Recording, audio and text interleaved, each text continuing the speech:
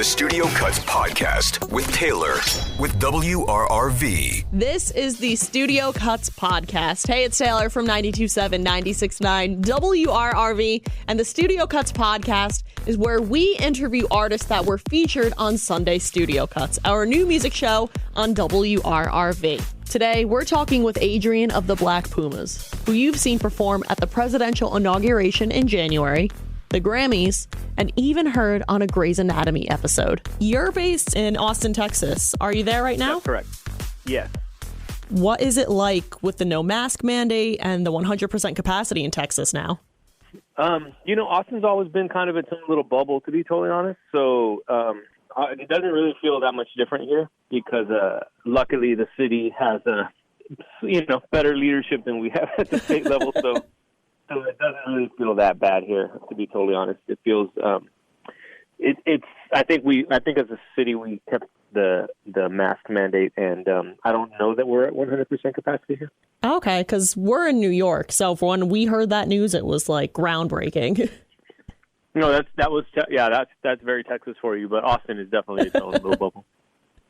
You guys have had a really busy 2020 and now a really busy start to 2021. What has it been like to just being so busy so constantly?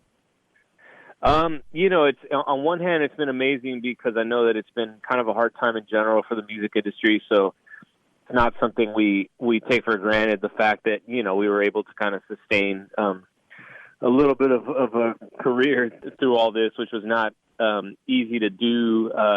There's definitely days that we were like, oh man, we wanted to, be working on music, and just in the studio spacing out all day. But it's kind of something that we just can't take for granted, like to have this opportunity to stay busy. And 2021 started off in one of the biggest ways possible for you guys. You performed at President Joe Biden's inauguration. What was that moment like? Oh, it was incredible. Just obviously just being a part of history like that was amazing. It's one of those things we didn't really grasp the magnitude of what we were doing because we had to, because when you're taping it, to be honest, you're taping it ahead of time and there's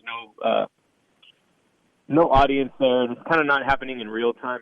Mm-hmm. It's a little surreal. It's kind of hard to process it until I actually watched it.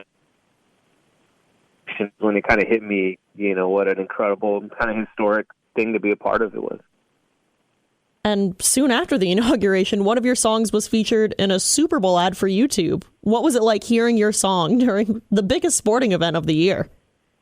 Oh, that one is very, that's huge, especially, I'm born and raised in Texas, born and raised in South Texas. So that's almost like their ultimate validity for my family is to have a song in a football game is about as big as it gets. It's bigger than, any inauguration or Grammys or anything. So it was pretty incredible. Who were you rooting for in the Super Bowl this year? I was going for Tom Brady. I was going for Kansas City. I mean, not Kansas City. What am I saying? That was Patrick Mahomes. I was going for Tampa Bay. I was going for. I think I may have been one of the only people I know going for Tom Brady. But I think you might be the only person that I know rooting for Tom Brady. Yeah, I used to hate him, and now I love him. Maybe I'm just getting older too. For the YouTube ad, you guys had a song that was a cover of The Kinks. What made you choose to cover that song? To be honest, that was already presented to us as the song, but we definitely had some, discussions and deliberation whether not we wanted to do this. But when we heard the song and kind of sat with it for a second, it was just such a moving piece that we went ahead and did it. One of your biggest songs right now is Colors. What is this song about? So Eric, my partner in the project, wrote the song, I think, over 10 years ago, almost 12 at this point. And the interesting thing is that, it's one of those songs that I think a lot of people kind of put their own meaning to. And I think that's the sign of, a timeless kind of really epic piece of music in that, when he wrote it, I think it was more kind of an exploration of himself and his connection to higher calling and higher self, but in a way it's just, here we are and especially last year in 2020, it seemed to be a song that resonated with many people on a bunch of different levels. So I think it just kind of speaks to what a timeless song it is. On the deluxe version of your album, you guys released a cover of Tracy Chapman's Fast Car and then this separate vinyl that has a bunch of other covers. What was your favorite cover that you did? Ooh, it's too hard to say what the favorite one is. I would say I was really keen to that Fast Car cover we did because it was one of those songs that Eric had already been playing live in his set when he was just more of a solo kind of performing musician. Mm-hmm. And so he had already been playing it. And originally my idea for that was that we would do a cool live band arrangement.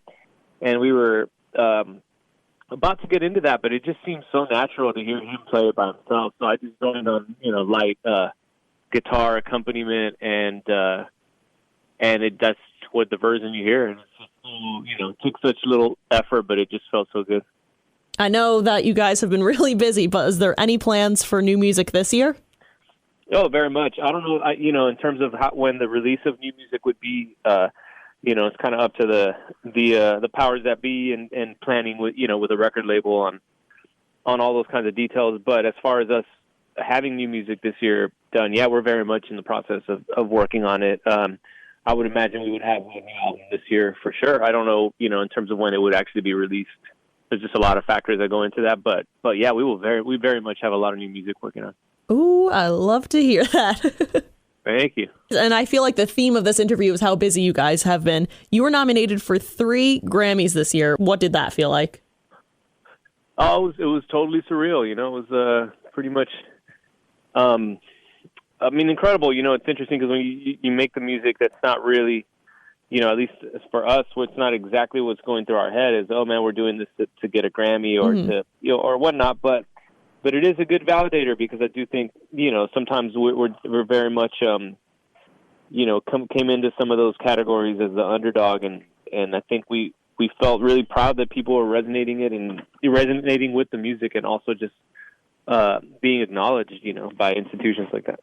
And then taking it a step further, you performed at the Grammys. How was that? Yeah, that was incredible. In a way that almost seemed to be our win at the Grammys was our performance and what it's kind of been doing in terms of turning new people into the band. I know Austin is a huge live music performance city. If it's safe, are there any plans to perform live this year or even go on a tour? Yeah, absolutely. We've been kind of rescheduling consistently a set of dates that we had sold out a consecutive set of 4 nights at a place called Stubbs here in Austin, Texas. Wow.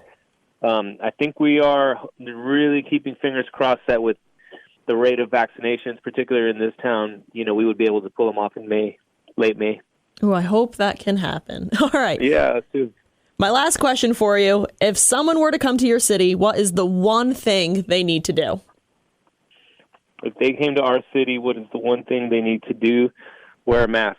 All right. I think that's a good enough answer, though, and I think that can be applied pretty much anywhere. Yeah, exactly. All righty, Adrian. Well, thank you so much for your time and hanging out with me and the Studio Cuts podcast. Hey, thanks so much. Make sure to check out Colors by the Black Pumas if you haven't heard it already. And watch out for any new music that they release. And don't forget to catch Sunday Studio Cuts, a new music show featuring all of the up-and-coming alternative music hosted by me every Sunday at 10 p.m. on 92.7, 96.9 WRRV. Join us next week as we interview another up-and-coming alternative artist on the Studio Cuts podcast.